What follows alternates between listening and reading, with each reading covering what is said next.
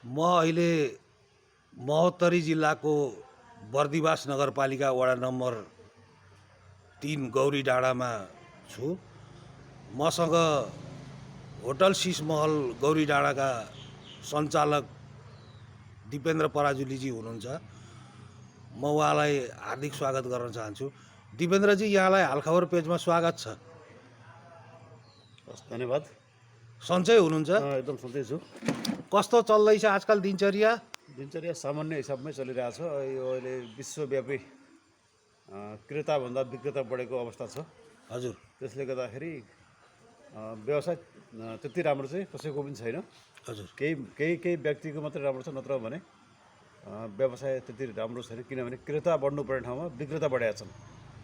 विक्रेता बढेको हुनाले यो देशमा अथवा वर्ल्ड वाइड नै, हजुर। अब जस्तो अस्ति भर्खरै बङ्गलादेशमा लगभग 1000 गार्मेन्ट उद्योग बन्द भयो अरे। हजुर। त्यो 1000 गार्मेन्ट उद्योग बन्द हुँदाखेरि लगभग 1 लाख मान्छे बेरोजगार भए। हजुर। त्यो अवस्था बिस्तारै बिस्तारै वर्ल्ड वाइज फैलिरहेछ। किनभने सबै उत्पादन गर्ने त, हजुर, किन्ने को त। हजुर। अब फेरि अब जस्तो हाम्रो नेपालमा के छ भने बजारको इभ्यालुएसन गरिँदैन। हजुर। यहाँ आवश्यकता के छ, के चाहिँ आवश्यकता परिपूर्ति गर्नुपर्ने त्यो गरिँदैन। एउटाले देखाएको छ कि एउटाले गरो, अर्कोले पनि देखाएको छ कि त्यही गर्छन्। हजुर। त्यसले गर्दा व्यवसायहरू धरापमा छन्। यो परिस्थितिबाट पार लाउनका लागि सरकारले के गर्नु पर्यो त? एउटा आवश्यकता मापदण्ड कायम गर्नु पर्यो पहिला। यहाँ के को आवश्यकता छ? जस्तो अहिले सम्भावना नेपालमा पर्यटनको छ। हजुर। तर पर्यटनको सम्भावित स्थानहरूको चाहिँ वास्तवमा निर्माण भएको छैन। हजुर। अब भएको ठाउँ कहीँ छ, तर त्यहाँ जाने ठाउँ र त्यहाँ के अरे त्यहाँ हुनुपर्ने सेवा सुविधा छैन, मापदण्डहरू छैन। मापदण्ड भन्दा पनि आवश्यकता अनुसारको परिपूर्ति छैन। जस्तो अब नेपालको तिनजुरे एउटा हेरौँ। हजुर। हजुर। त्यो तिनजुरे तेह्रथुमको तिनजुरेलाई यति राम्रो पर्यटक स्थल बनाउन सकिन्छ, त्यसको हिसाबै गरेर साध्य छैन। हजुर। तर त्यसको न प्रचार छ, न बाटोघाटो राम्रो छ, न त्यहाँ गएपछि खाना बस्ने सुविधा छ। त्यस्ता कयौँ नेपालमा हजारौँ स्थान छन् जसलाई यदि राम्ररी व्यवस्थापन गर्ने हो भने स्विजरल्यान्डभन्दा कम नेपाल हुनेवाला छैन।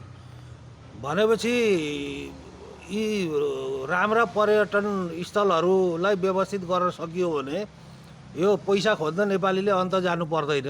पर्दैन। यहाँको जस्तो हावापानी कस्तो छ, यहाँ कृषिको त्यति नै सम्भावना छ, जलस्रोतको त्यति नै सम्भावना छ। अरू कुरोमा काम गर्नुपर्ने जरुरी छैन। 3टा कुरो मात्रै नेपाल सरकारको अहिले नयाँ भएको नेपाल सरकारले कृषि, पर्यटन र जलस्रोतमा मात्रै काम गर्ने हो भने 10 वर्षभित्रमा सिङ्गापुर होइन अमेरिकै बनाउन सक्छ। त्यति सम्भावना छ नेपालमा। यो महोत्तरीमा चाहिँ यो होटल व्यवसायको अवस्था कस्तो छ त? महोत्तरी चाहिँ एउटा ट्रान्जिट पोइन्टको हिसाबमा, यो बर्दिवासको विशेष गरी महोत्तरीको बर्दिवास एउटा ट्रान्जिट पोइन्टको हिसाबमा एकदम अगाडि बढ्दैछ। पूर्व पश्चिम जहाँबाट आउने जाने व्यक्तिहरू पनि बर्दिवासको खानपिन र बासको व्यवस्था राम्रो छ भन्ने एउटा सन्देश फैलेको छ। हजुर। जसको कारणले गर्दा यहाँ प्रशस्त मात्रामा होटल खुलेको छ र जहाँ भएका होटलहरूले सेवा राम्रै दिएको छ। प्राय मान्छे यहाँ आएका मान्छेहरू खुसी भएर जानुभएको छ। अनि यो यहाँको होटल व्यवसाय, अब अघि यहाँले पर्यटनसित पनि जोड्नुभयो, होटल व्यवसायसँगै यो बर्दिवासको पर्यटन विकासका लागि चाहिँ के गर्नुपर्छ र यो पर्यटकका लागि चाहिँ डुल्ने घुम्ने ठाउँहरू के कस्ता छन् त यहाँ? यसो बर्दिवास कस्तो भने यो ट्रान्जिट पोइन्टको लागि चाहिँ बर्दिवास ठिक छ। हजुर।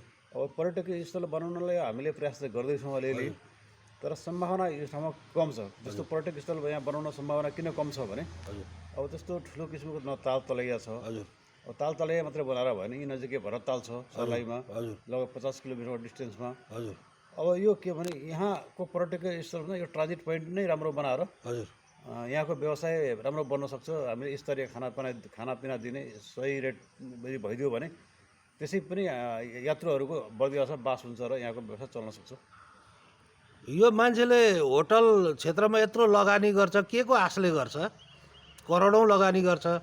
हो नि त। कस्तो छ भने यो ट्रान्जिट जस्तो यहाँको मात्रै कुरा नगरौँ, जहाँ पनि अब अहिले नेपालमा पर्यटक बढ्ने क्रम चाहिँ बढेको छ।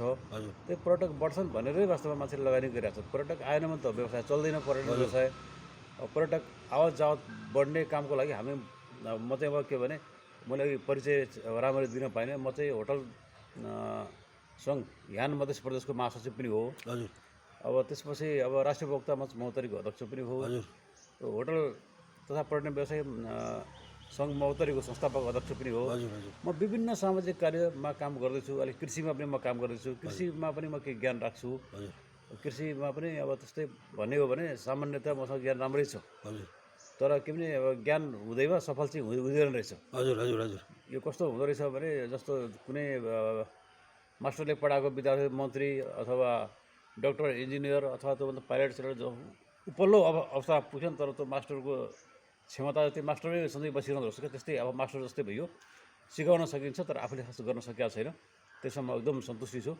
मैले केही मान्छेहरूलाई सिकाउन सक्ने क्षमता मसँग भएको हुनाले त्यसमा म खुसी छु।